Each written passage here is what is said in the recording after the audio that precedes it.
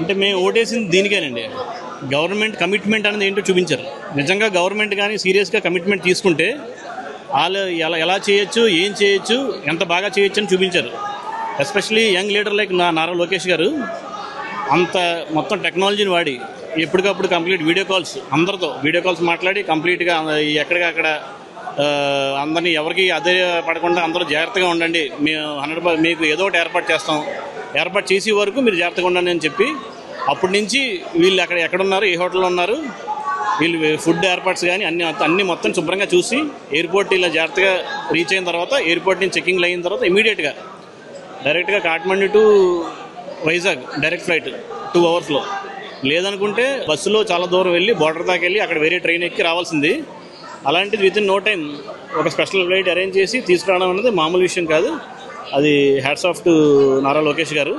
అంత మొత్తం ఆయన కంప్లీట్ మిగతా పనులన్నీ మానుకొని దీని గురించే కూర్చొని అంత సమయం కేటాయించడం కూడా నిజంగా మేము అదృష్టంగా భావిస్తున్నాం.